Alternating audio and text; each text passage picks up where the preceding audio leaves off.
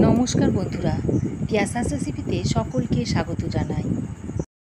আজ হাজির হয়েছি দারুণ স্বাদের এক মটনের রেসিপি নিয়ে, যেটা আপনারা ভাত, রুটি, পরোটা সবের সঙ্গেই খেতে পারবেন। ঘরে থাকা কয়েকটা সাধারণ মশলা দিয়ে খুবই সহজে এটা বানিয়ে নিতে পারবেন। তবে আসুন দেখে নেওয়া যাক রেসিপিটা। এখানে আমি 1.5 কিলো মাটন নিয়েছি। মাটনটা ভালো করে ধুয়ে পরিষ্কার করে নিয়েছি। আর মাটনটাকে আমি এরকম একটু বড় বড় টুকরো করে কেটে নিয়েছি। এবার রান্নাটা করার জন্য একটা প্রেসার কুকার নিয়েছি। প্রেসার কুকারের মধ্যে দিয়ে দিচ্ছি 150 গ্রাম সর্ষের তেল। গরম তেলের মধ্যে দিয়ে দিচ্ছি 250 গ্রাম কুচিয়ে নেওয়া পেঁয়াজ।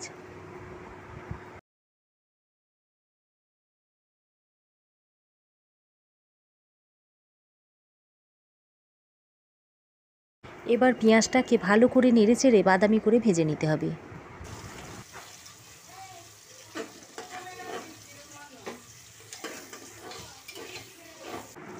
পেঁয়াজটা ভাজতে ভাজতে এর মধ্যে একটা তেজপাতা ছিঁড়ে দিয়ে দিচ্ছি। পেঁয়াজ ভেজে হালকা বাদামি রং ধরলে এর মধ্যে কেটে ধুয়ে পরিষ্কার করে নেওয়া মাটনটা দিয়ে দিচ্ছি। মাটনটা দেওয়া হয়ে গেলে পেঁয়াজের সঙ্গে খুব ভালো করে কষিয়ে নিতে হবে।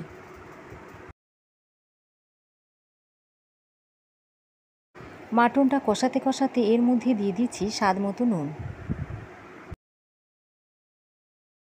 দিয়ে দিচ্ছি 2 চামচ হলুদ গুঁড়ো। জিরে গুঁড়ো দিচ্ছি 2 চামচ। লাল লঙ্কা গুঁড়ো দিচ্ছি 2 চামচ। ধনে গুঁড়ো দিচ্ছি 2 চামচ। গুঁড়ো মশলাটা দেওয়ার পর মাটনের সঙ্গে খুব ভালো করে মিশিয়ে নিতে হবে।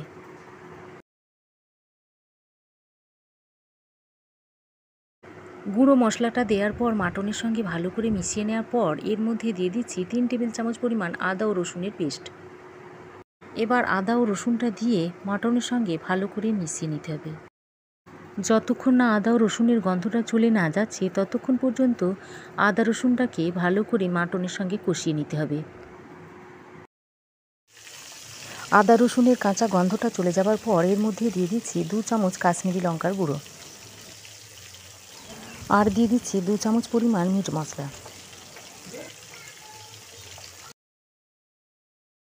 এবার কাশ্মীরি লঙ্কা ও মিট মশলাটা দিয়ে মটনের সঙ্গে ভালো করে মিশিয়ে নিচ্ছি।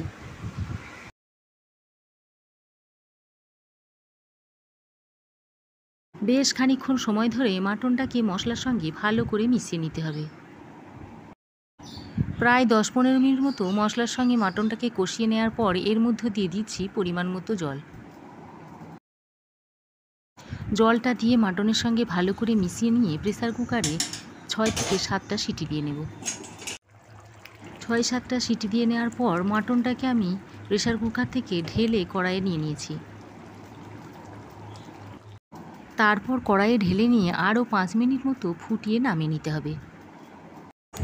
তো বন্ধুরা, রেসিপিটা কেমন লাগলো অবশ্যই কমেন্ট করে জানাবেন। ভালো লাগলে লাইক ও শেয়ার করবেন। পাশে থাকা বেল আইকনটা অবশ্যই প্রেস করবেন। আর আমার চ্যানেলে নতুন বন্ধু হয়ে থাকলে প্লিজ চ্যানেলটা সাবস্ক্রাইব করার অনুরোধ রইল। আজ এ পর্যন্তই। আবার দেখা হবে নতুন কোনো রেসিপি নিয়ে নেক্সট এপিসোডে। সে পর্যন্ত ভালো থাকবেন, সুস্থ থাকবেন। ধন্যবাদ।